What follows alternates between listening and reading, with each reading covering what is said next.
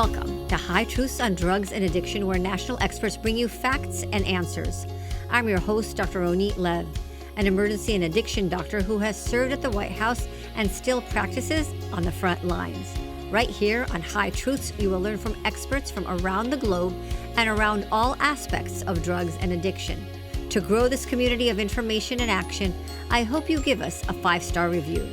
Come visit me on hightruths.com to learn more about the show and download a free prescription for naloxone. Carrying naloxone for drugs is like carrying an EpiPen for allergies. Today's episode is sponsored by ISAC, the International Academy on the Science and Impact of Cannabis. Visit their website at isac1.org. That's IASIC1.org. Use their friendly medical library that translates medical journals for public understanding. Listen to their free speaker series and follow the science on marijuana.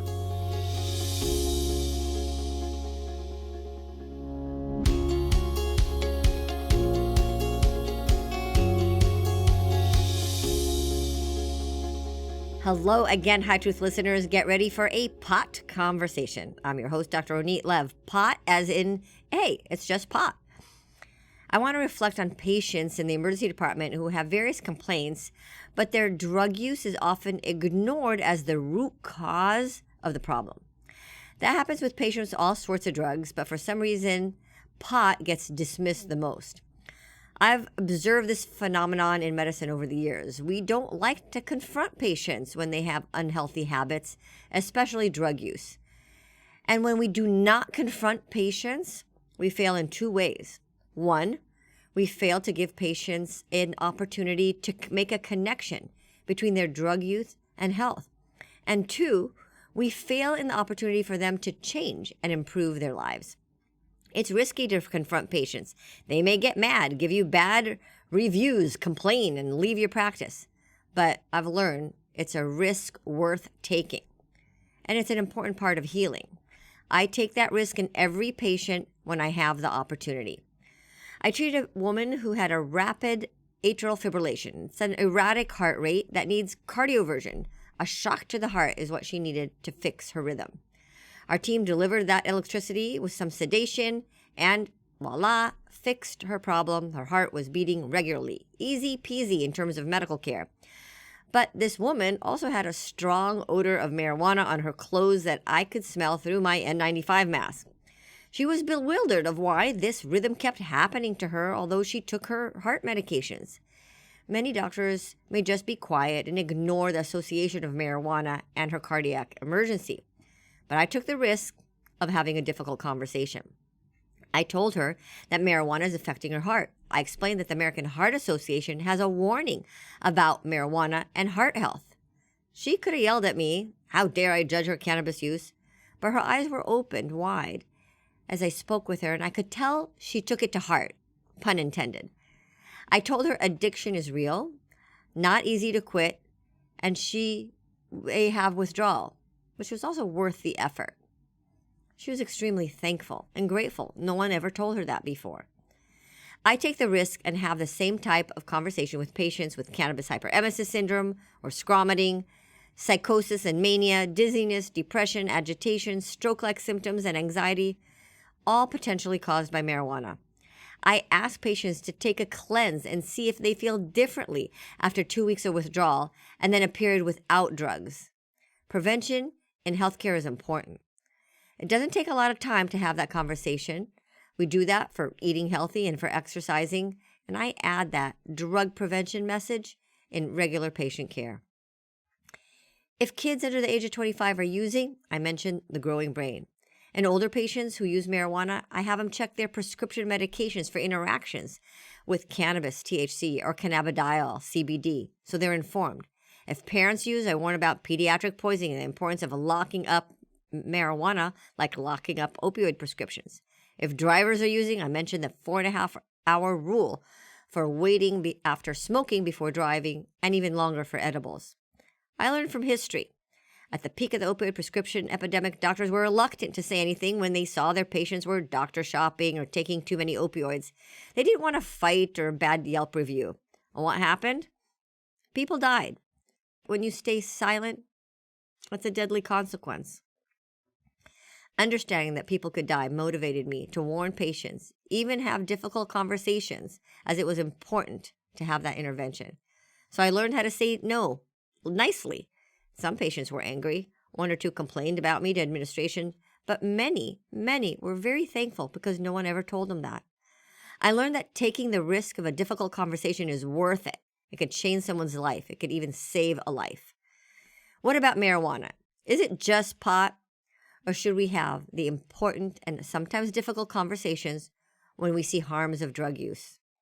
I think it's important to speak up for both individuals at risk and for public health policies. To learn more about pot, I reached out to Aubree Adams, who hosts her own podcast called It's Just Pot. What's the problem? Aubree Adams is founder and director of Every Brain Matters, a nationally trusted educational resource formed by families with loved ones whose lives were damaged or killed by marijuana. Aubree transformed her life with the power of a mother out to protect her child. She took her trauma as a mom whose child had cannabis-induced psychosis and became a national expert, advocate, and source of assistance for families who struggle. To learn more about Aubree Adams and Every Brain Matters, check out the High Truth show notes. Aubree Adams, welcome to High Truths. Thank you for having me, Dr. Lev. This is exciting to be here. It is. We've known each other for a very, very long time. I know that I could always count on you to connect me with people and families, and you're my moral compass when it comes to the issues of drugs and specifically marijuana. You're an amazing advocate that gets things done and connects with people, and it all comes from a personal place. Could you mind sharing that with us? Yeah, thank you for giving me this opportunity to share with you. And I feel the same about you, Dr. Lev. I am your fan. I'm very proud of the work you do. When it comes to families like mine, when we see a professional like you speaking out about the harms of marijuana, we feel supported. We feel validated, and we feel like we have a great voice spreading this education. So thank you. My story started in Pueblo, Colorado, which is what I call ground zero for the marijuana expansion movement. And when the legalization happened, I did not realize how it would harm my family, but it surely did. My son became addicted, and then he was having an episode of psychosis. I did not realize what was happening. He was irrational, paranoid. He was repeating things that didn't make sense over and over again. I was trying to talk to him, but he couldn't comprehend what I was trying to help him with. He became violent. One night he became so violent, my younger son ran barefoot through the snow to get away from him. And that night my son tried to take his life. We're grateful that he survived, but it started a cycle of addiction and episodes of psychosis. And he was hospitalized twice in a psychiatric unit. And when he came out of the second hospital, I said, what is going on? I don't understand. And he said he was smoking really strong marijuana, and he called it crack weed. And then he said they were dabs. And I had no clue what a dab was. So I became educated at that point. I knew how to read scientific studies somewhat with my background in the medical field too. I worked in the physical therapy world for 20 years. And I got angry when I realized what was happening. I realized that dabs are high concentrations of THC, very toxic, very potent, very mind-destroying drug, especially for youth. And so I became an advocate at that point. In the meantime, we were cycling in and out of addiction. I couldn't find help for him because insurance companies do not treat for cannabis use disorder. But my friend was a social worker with the Department of DSS and said, as a taxpayer in Colorado, you can volunteer your family for crisis intervention with the Department of Social Services. So I did that, and we got some help for a while, but the what I call the pediatric disease of addiction had set in my son's brain. So his brain was craving the drug. He wanted to change the way he felt, and he even progressed to meth and heroin for a short period of time, but a significant amount of time. And he ended up, through this long story, going to 2 residential treatment programs. And after that, I realized I could not, there was just not a good support system, resources in the state of Colorado that would really support his mental well being. So I found a place in Houston, Texas. Houston is kind of ground zero for the youth recovery movement. They have alternative peer groups, they have recovery high school here. And I got connected with the professionals down here. I learned about a community called Cornerstone. And so I brought him here, and he became what they call a winner in the program. He achieved 3 years of sobriety. He was helping other families, he was sponsoring, he was helping me learn about recovery. In the meantime, my husband was deteriorating. I did not know because my main focus was on my oldest son, but my husband thought marijuana was medicine. He was reading articles about it, how it helps PTSD, and he was very suicidal, very depressed, and then he started hearing voices. So At what age? this was a very hard moment in my life.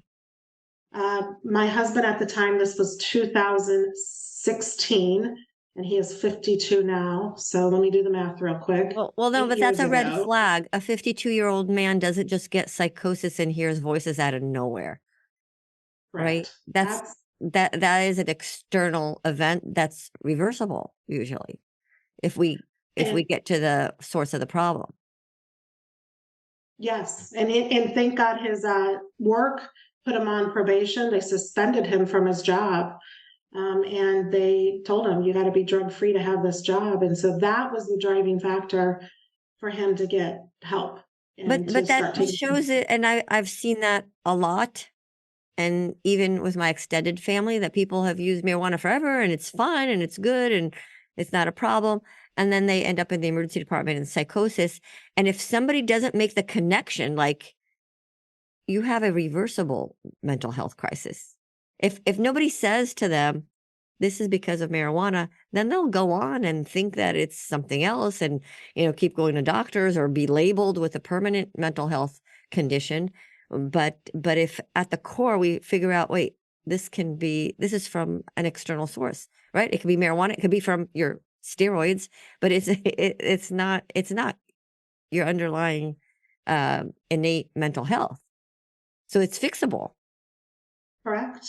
And he was never on pharmaceutical drugs prior to his marijuana use, but he requires 4 to be stabilized right now. And I ended up being separated from him for 8 years. And here's the kicker with my story. Here's kind of the silver lining.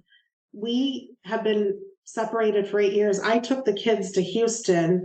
I dove into this recovery community. I surrounded myself with recovery, and he's doing well now. He's been THC free for at least 3 years, and he's doing great. And we're back together. And I'm going back to Colorado to work on our marriage again. So it's pretty incredible in that regard. But I agree with you. I agree that if we had the medical community backing up, like, you need to remove the THC from your system, detox off it, get the support you need, you will get better.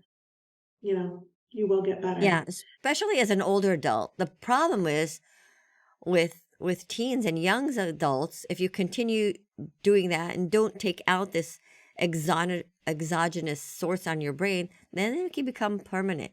And then we're committing these young people to a lifelong mental health challenge that's not reversible.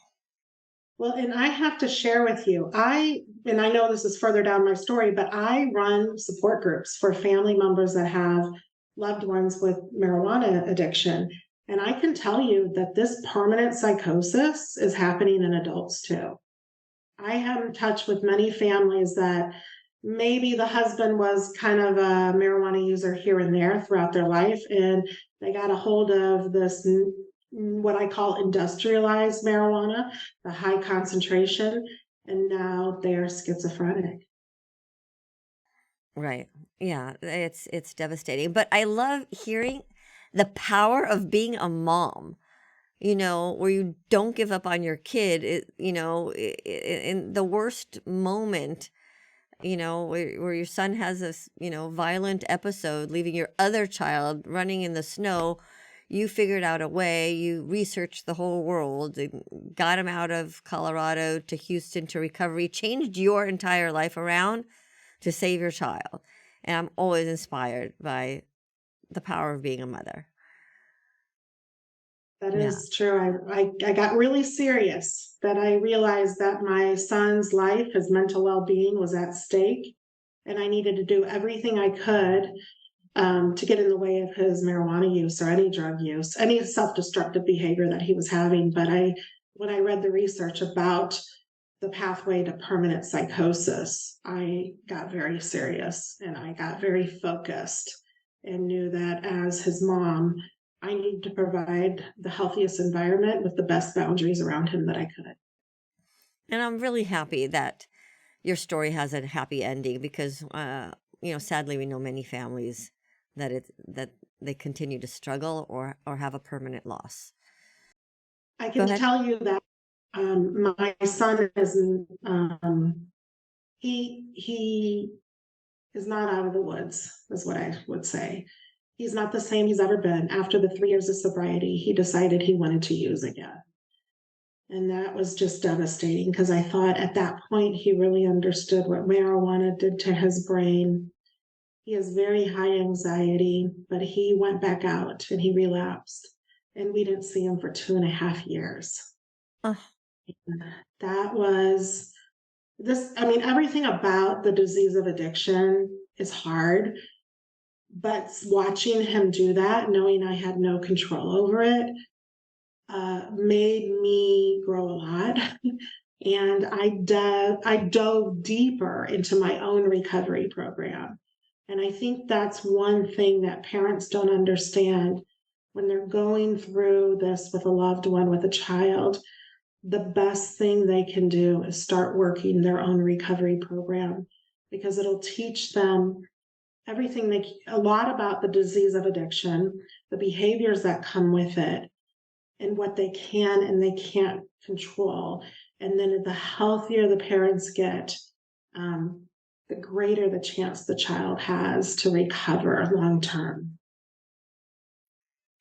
And expand about that. Does that mean, well, if a parent doesn't have an addiction, you mean those parents just to learn more about the disease of addiction, the relapsing nature, like you just mentioned that you experienced with your son when you thought he was good, 3 years sober, then the disease relapses? So parents play a huge role, and maybe we don't have the addiction to the drug, but some people call it codependency. Some people call it a second addiction. I think there's a book called Second Addiction. I want to read that. But we play a key role in a 12-step program, for example. There's the 3 C's.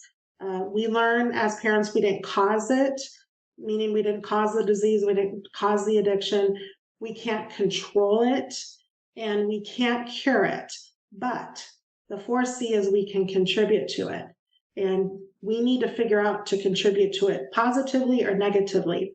And we get blind spots in the contribution part of it.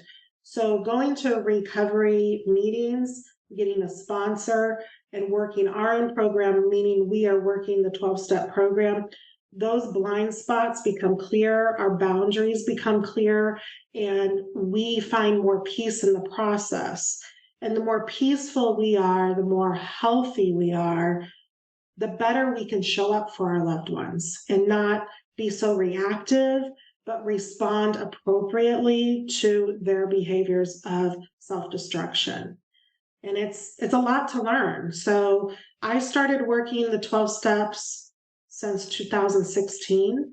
and I will work them for the rest of my life because they work for me. They give me a variety of tools that I can turn to when I'm struggling, and they give me a whole community of peers, my peers, that I can lean on, and I can pick up the phone and call and say, "Oh, I'm just so struggling. I'm so upset," and I can talk it through with them. And it's such a key thing in this disease because there's two reasons why like a person or a child will get into long-term recovery. One is they got to have sober, healthy peers and a healthy family dynamics. And we just never talk about the parents. Like, what do the parents need to do to positively contribute to whatever the child's going through with the disease of addiction? But we need our healthy peers. We don't need to surround ourselves with peers that are parent shaming us, that are blaming us, that are accusing us of all kinds of things. We need to be able to surround ourselves with those healthy adults that have walked this road before us, and we can learn from. So I only hang out with parents that are pretty much in recovery. I mean, I don't exclude anybody else, but when I go do social events or something, I want to do like recovery centered social events.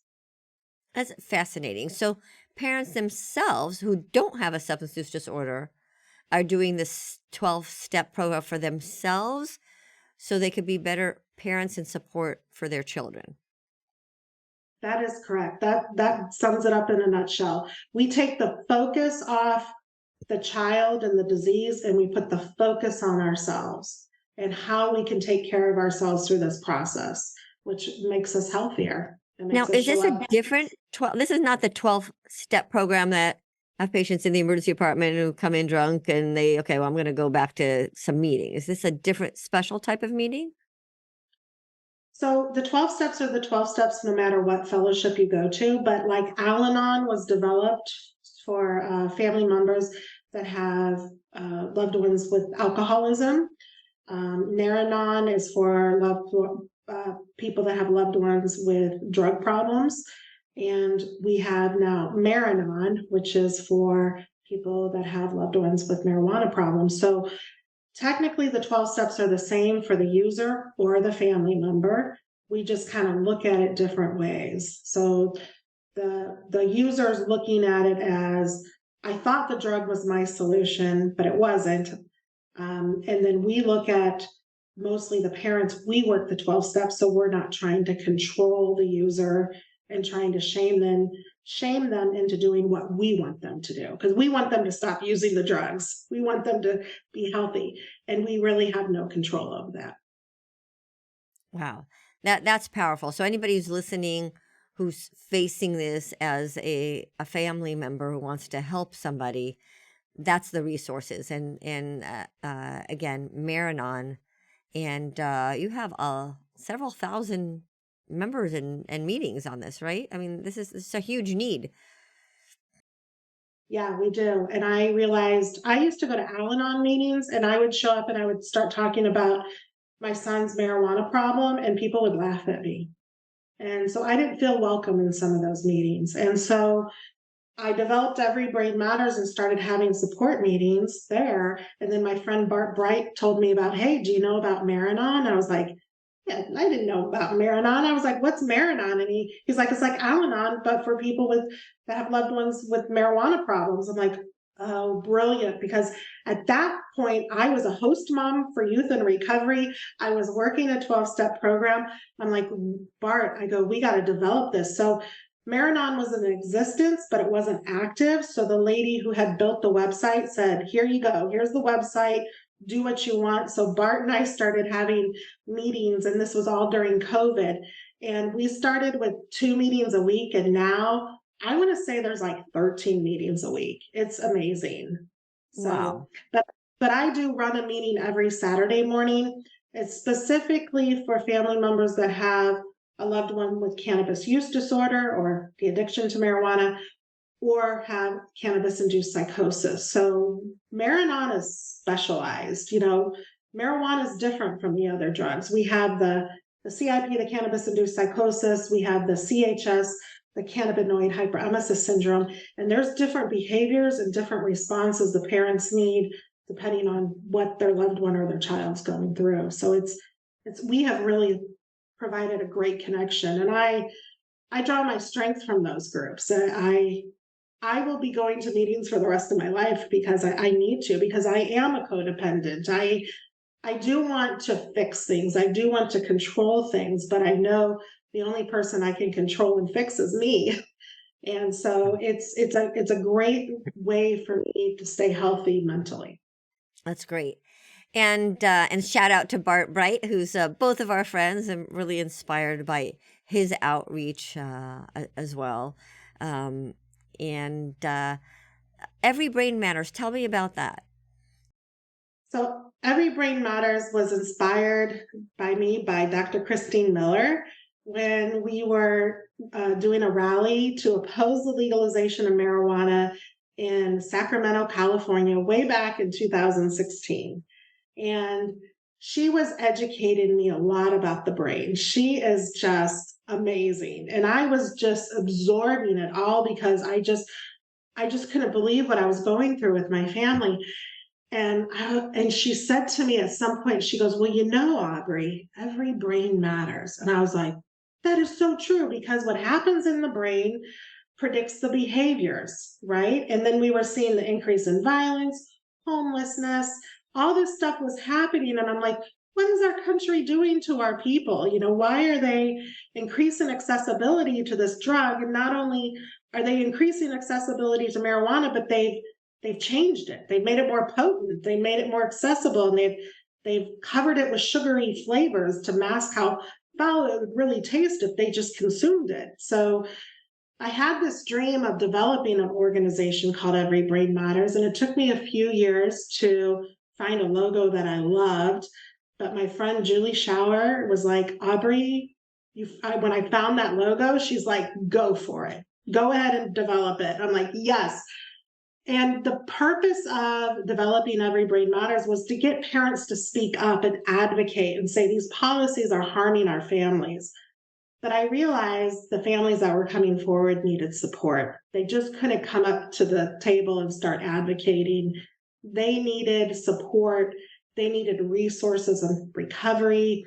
They needed a place to kind of land, like a safe place to land and be connected to other families. So Every Brain Matters has two arms. It has a support arm and an advocacy arm. So we can support whoever wants to have those resources and find hope and healing. And then the ones that want to bridge over to advocacy, we support them in that too, and give a voice to them through our podcast, our YouTube channel, through written testimonies, connecting them with legislators or other organizations that need their voice to show the true impacts of marijuana. So our latest campaign, we almost have it ready to go. It's called the Voices of Marijuana Harms. And it's going to be, it's great because, it's kind of sad, but it's great because it's going to really expose what's happening to thousands, if not millions of families across the world. Yeah, and you give them a voice, and you give them each other to realize that they're not alone. It's interesting listening to you talk about. There's a huge movement in America about the stigma campaign, eliminating the stigma for drugs, whether it's and for addiction, but yet somehow you still get the stigma, and you've expressed it well. If your child or if you have a cannabis use disorder, then somehow you still get the stigma, and you have to find your own space within the addiction world to support you through that difficulty. Oh, that is so true. We are not taken seriously in a lot of recovery circles, but unfortunately, many families are being harmed. So that stigma is slowly, and it's not justified, because if we got the data, I see this every day. I ask every single patient with a substance use disorder about their journey to drugs. And 90% of the time, if not more, it starts with marijuana at a very young age, 9, 10, 11. And like you said, a pediatric disease. And, and now they're 25 or 30, and they even forgot about the whole weed thing. It's like, oh, well, that's just weed. Now they're into, methamphetamine and fentanyl. They forgot that, well, it all started with marijuana when they were very young. And that's important. And I point it out to my patients because I tell them their brain has been used to drugs now for 20 years. You're not going to be able to fix that with one dose of Suboxone or 1 week of Suboxone. It's going to take time, a lot more time than that. And that's helpful in having people understand that. Yeah, that's a great point. I want to talk a little bit about things in the news and in the media. And top of that media is that you were on the Dr. Phil show. I think, on his very first show where he talked about marijuana, but now he's coming in with a series and his own program. Tell me about your recording. Yeah, so this show that we recorded with Dr. Phil will be on cannabis-induced psychosis, and it really does expose the harms. There's 2 families that they feature, the Bacchuses and the Wolves, and I'll tell you what, there wasn't a dry eye in the place. It was incredible. It was just inspiring, and I just sat back in awe to watch these families come forward and tell their stories and to see their courage and to know that they're doing this. Like, it's too late for their families, but they want to raise awareness so other families are aware. So other families are more prepared to respond to any symptoms that might be coming on for cannabis-induced psychosis. It was really good. And Dr. Phil, I think, really understands the issue, and he's willing to provide that education. And of course, they put me on to battle a marijuana industry person. So that's a little uncomfortable, but I'm happy to do that. Right. You're not a professional debater, but you're learning. Yes. All right. Yeah, so that's great. So we'll be looking out for that Dr. Phil program. I can't wait to watch it. I think it's important, and he's got a great reach. So kudos for him for reaching out, because with your stories and the families who are reaching out and his platform, then maybe that's the way to get to the answer of things. I just have to always think about my last shift. I worked last night, and we have a PERT team. It's a group of like social worker, mental health workers who go out sometimes instead of law enforcement to 911 calls where it's a mental health issue. And they brought in this patient who was living in his apartment, but they said it's not livable. It was full of maggots and debris, and the kitchen's not usable. It's just an absolute mess. And they said he cannot go back to the situation. And so it's kind of a social welfare. And I'm okay, I figured I'll deal with that. And then only at the other end, and like as a side, they go, oh, and he uses marijuana regularly. And it's like, why is that? Why that's huge. And talking to the patient, it's like, well, I'm really trying to. I said, well, your place is a mess. You can't go back there, because he really wanted to just go home. And he goes, well, I'm trying to get my life together again. Well, if nobody tells him or points out that he won't be able to do that while he's, flooding his brain with weed, that's part of the problem, then he'll never get better.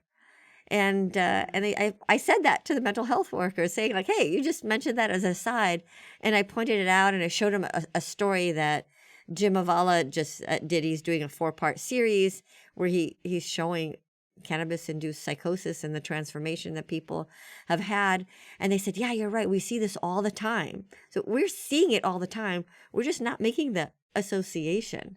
And it's like, so like they were like, okay, I'm gonna share this with our whole team. So yeah, and that was I saw the first 2 pieces that featured you and Jim's reports, wonderful reports, and I think you make a very good point too, because marijuana users, not all of them, but some of them that really have the mental deterioration, they kind of lose their humanity and their self-worth, and they quit taking care of themselves. They don't even have basic hygiene, and know like to clean up around themselves. When I hosted youth in recovery in my home, most of them had marijuana problems. Some had cannabis-induced psychosis. And some of the rules I had in my home was like, you will shower every day. You know, we're going to go back to the basics where you're going to clean up after yourself. And I would, if they wouldn't do it, then I would hold them accountable. I'd have to have some kind of consequence, not a punishment, but some kind of consequence to help hold them accountable so they could wake up from that fog of pumping all the weed in their brain for whatever period of time that was. So I understand what you're saying there. Yeah. Other things in the news recently making headlines. I don't know why it was just recently, because the letter from the Department of Health and Human Services is dated August 29th, 2023, from Dr. Rachel Levine, who was on this show. And it's a letter for the DEA administrator and Milgram saying that marijuana should be rescheduled. And many people were like really raising their eyebrows. I've heard various comments on that, like this is political, not scientific, it's bad data. And I'm thinking the FDA and the whole integrity of the medical community would collapse if we don't follow the science and have consumer protections. And the other thing I realized from all this is that if you're looking at bad data, you're going to have bad recommendations. The government is not working in the emergency department. And I know because I was part of government. And when we would make political decisions, I'd say, okay, who here actually took care of a case of cannabis-induced psychosis or an overdose or anything that we were talking about it? And nobody has done that. They're just looking at statistics. Yet cannabis hyperemesis syndrome, and I know, you and I have been on the forefront of educating about that. That is still not a code for the emergency departments to say so the government would know that this is a problem. That still does not exist. Now we're like 10 years into this disease. And that's how long it takes them to even code or quantify. So when they say, oh, well, we don't have deaths from marijuana or we don't have as many emergency department visits, it's because in my coding, I'll say vomiting and abdominal pain because I don't have a code for cannabis hyperemesis syndrome. All right. So I don't know, but what are your advocates and families thinking about that? Well, we are, as a family members, we are extremely disappointed in our government. We are HHS, the FDA. I find their drive to reschedule marijuana reckless. I find it at a level of incompetency. The government is supposed to protect the health and safety of its citizens, and they are stripping that away from our families. So I find it a very sad time in our country that they don't understand, like you said, they're not even collecting the data and they're allowing politics to drive this instead of science. It's kind of a scary time in our country. And I'm hoping that they don't allow this to happen, because I don't know of another drug that can really do such mass destruction as marijuana. I think the mental deterioration that it brings to people is just deteriorating our country in general. It's making our schools and our neighborhoods unsafe. And for them to put a stamp of approval kind of on marijuana is reckless and incompetent. Yeah. Well said. What do you say to people who say, well, it's better than alcohol, which is one of the talking points of the industry? Yeah, that's one of the talking points I like to talk about, because it's not less harmful than alcohol. We don't, like you said before, we don't collect the data on deaths associated with marijuana, but we're talking about a water-soluble drug, which is alcohol, comparing it to a fat-soluble drug, which is marijuana. And the general public doesn't understand that those fat-soluble drugs adhere to our fats in our body, and our fattiest organ is our brain. That's why we have such devastating effects on the mental well-being of that individual. And I testified in Ohio, even after they legalized marijuana, but I was testifying in front of a Senate committee, and I said, one of the biggest deceptions of the predatory addiction for profit marijuana industry is that they compare this to alcohol, but one swallow of alcohol will not induce psychotic symptoms as one swallow of an edible will, or a couple hits off a potent THC vape will, Hmm. or two hits off a bong, like it happened to Brent Spacer in Thousand Oaks, California. So they're deceiving the American public by comparing it to alcohol. And we must not have drug biases. We must understand the harmful effects of every drug and be able to educate truthfully about that and empower people to make great decisions around that. And it's just, addiction economics. This predatory addiction for profit marijuana industry wants to make money, so they want to deceive the users and not tell them the truth. Yeah. I think we need to start saying that marijuana is way worse than alcohol. If your kid gets drunk one time and that's not good, that's not healthy. If they don't get behind a car or die in some type of accident, they'll probably be okay. But same kid may get high, and the chances of them now going into psychosis or permanent psychosis, you don't have that risk with alcohol. Correct. And yet you still have the same risk as far as accidents or car accidents. So yeah, I think it's worse. You mentioned Bryn Spacer, young woman who took a couple hits of her boyfriend's bong, Chad Amelia, and had like the worst violent cannabis-induced psychosis, stabbing her boyfriend 108 times, her dog and herself, to the point where she needed surgery on her own neck. And she kept going and going and going. And part of this was caught on police camera. She did not stop when police came in. She continued and didn't stop until they hit her multiple times. They could have killed her with a gun if they didn't. Frankly, if she was not like a smaller person, they felt like they could handle this, because they walked into a bloodbath. And now she's a normal person, testified. She was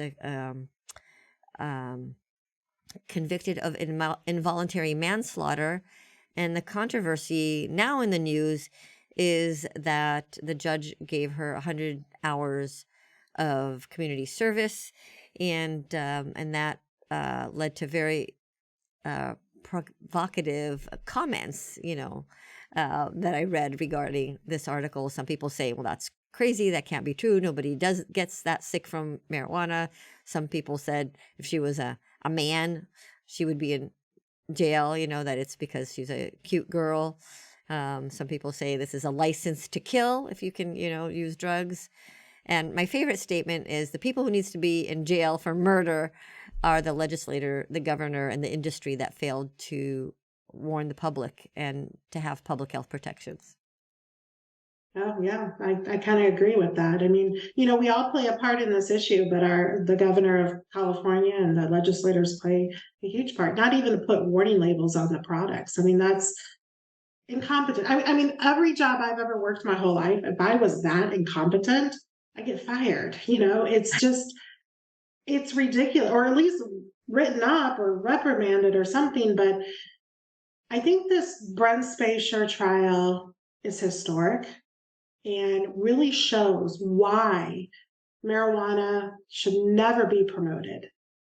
I know that making it illegal is probably impossible, but it really does show that the unpredictable nature of this drug and how it can lead to murder, how it can lead to violence just from one use.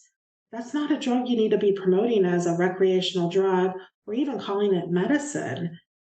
I wonder what's going to happen. I mean, I know we have a lot of corruption and we don't have our elected leaders are not getting along very well either. So there's never like any common ground anymore. It's a very radical driven point of view. It seems like those people get the airways. But if we just, like you said, follow the science, I do have hope for the country, but it really does demonstrate why this drug should not be promoted. Yeah. And the failure of consumer protections, right? Alcohol has great consumer protections.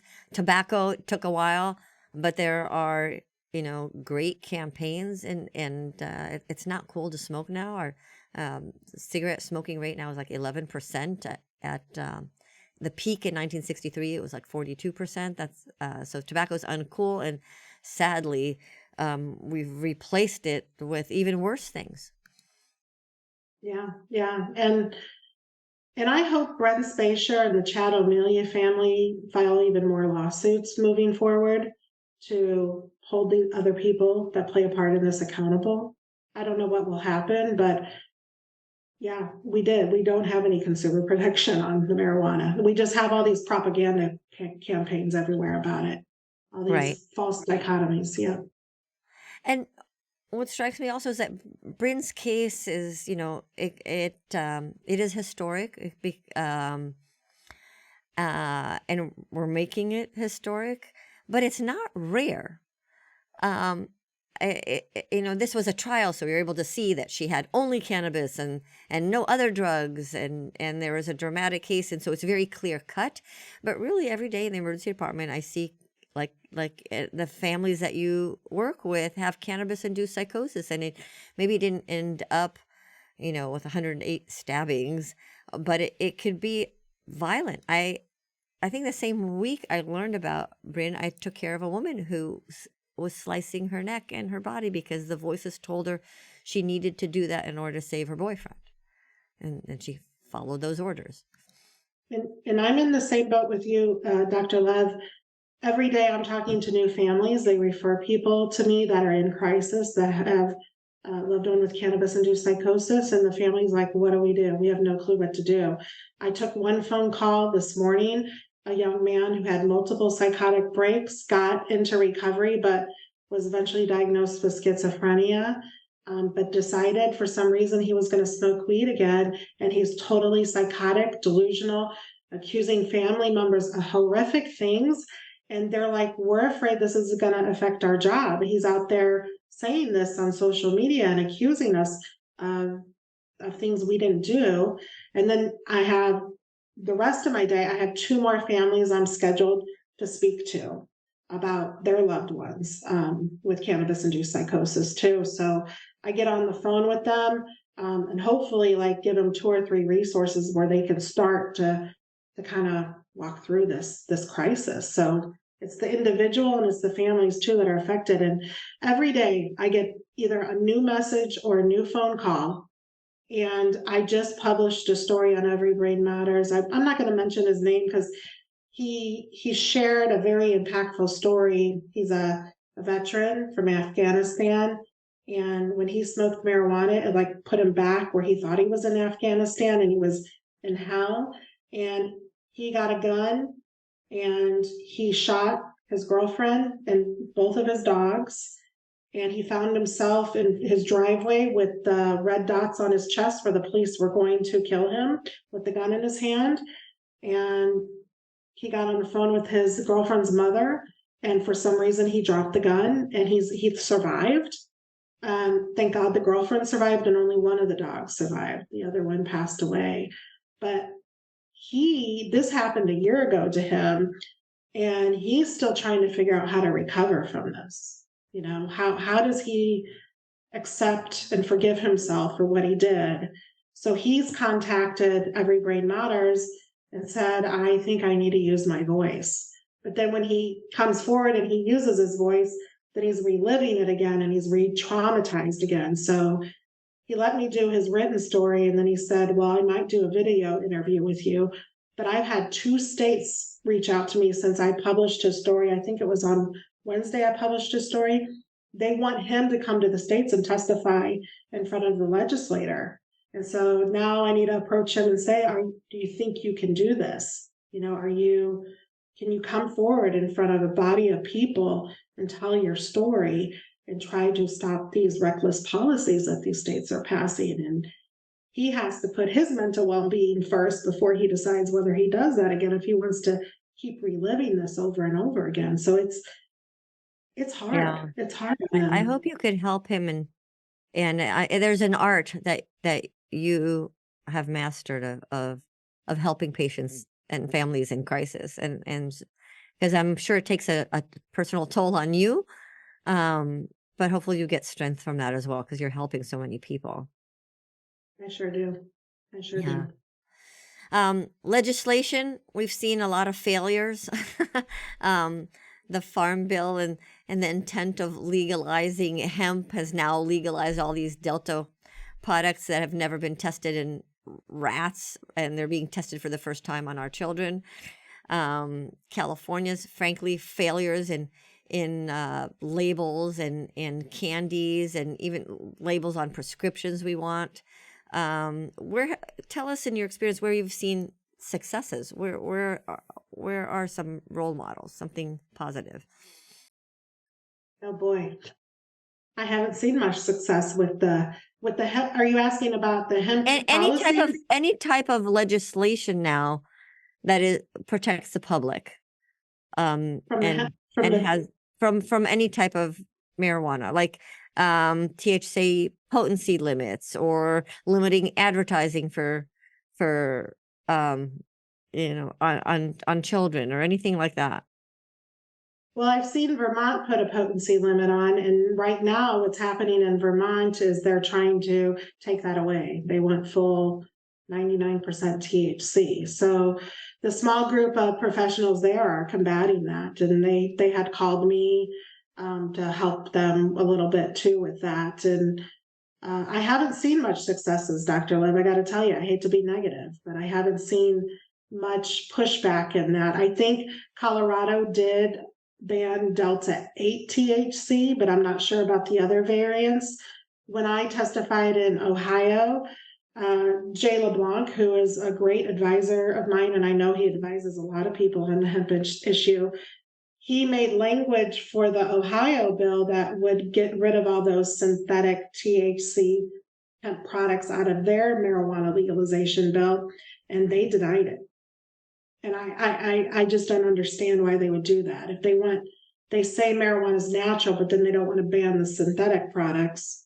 I just don't get it. I can tell you where I'm at in Texas now, it is out of control.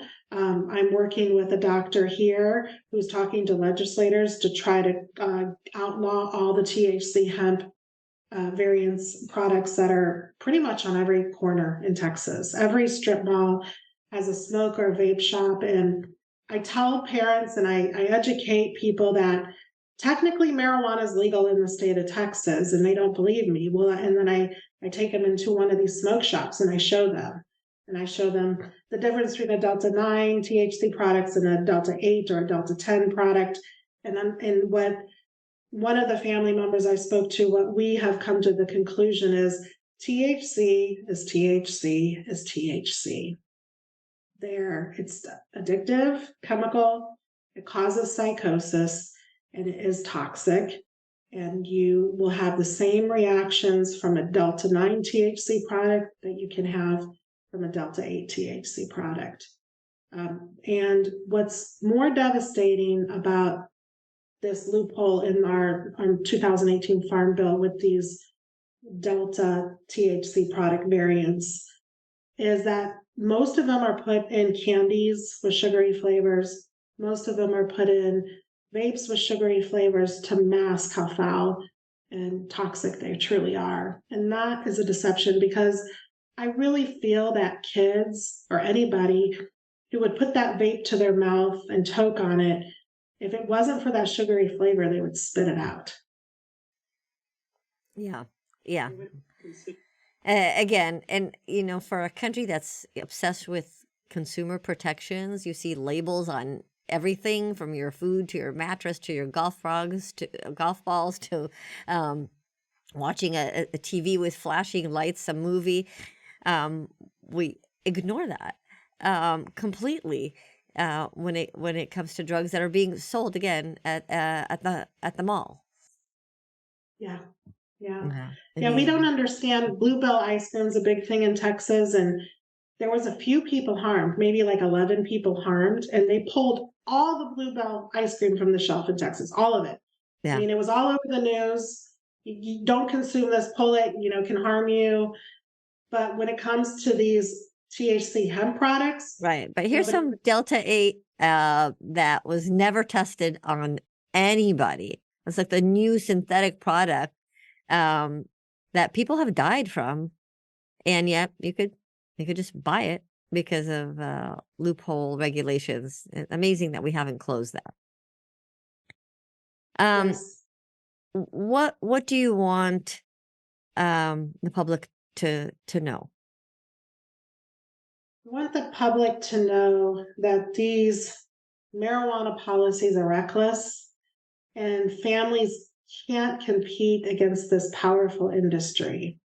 We're finding ways to compete, but also families are unprepared with resources and education to prevent, manage, or even recover from cannabis addiction or psychosis or hyperemesis. And these families are in crisis and they're losing their loved ones. Not necessarily all of them are dying, but they're losing their humanity. And that this time in our country, this new era of industrialized marijuana, I think there's going to be a day when we look back and say, what did we do? What did we do? The mass destruction, the silent crisis that we're living in here was all preventable. And because of the incompetence of our government, they are allowing a lot of people to be harmed. And to me, that's devastating. But what I want to do as an advocate, as the director of Every Brain Matters, is I want to bring hope back into the conversation. So regardless of what the culture is doing, what the policymakers are doing, I want to continue to grow our network, our community of resources, of empowerment, to teach families how to draw those boundaries, how to get help, how to get support so they can survive this crisis. Because we are capable of surviving it. We just got to keep increasing the education, increasing the resources to recover, and link arms together and have a collective voice on this issue.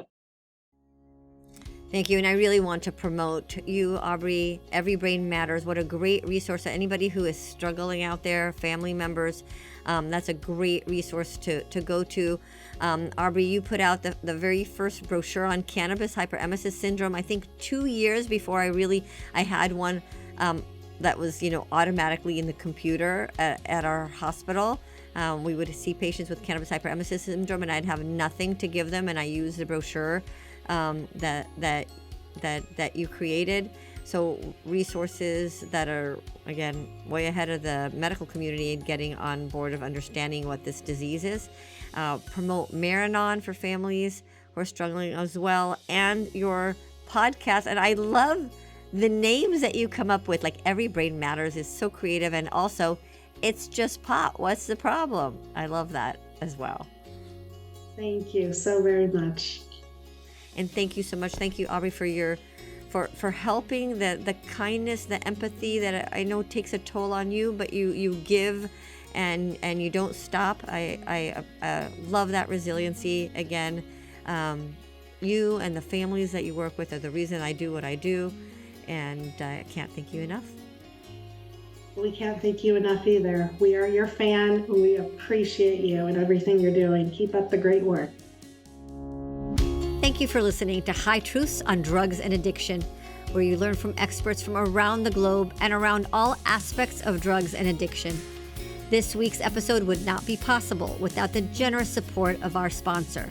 A sincere and warm thank you to ISAAC, the International Academy on the Science and Impact of Cannabis, doctors educating on the harms of marijuana. Visit ISAAC1.org. That's IASIC1.org. High Truth's producer is Dave Rivas from Davey Boy Productions. I'm your host, Dr. Ronit Lev. We hope we brought your day a little bit more High Truths.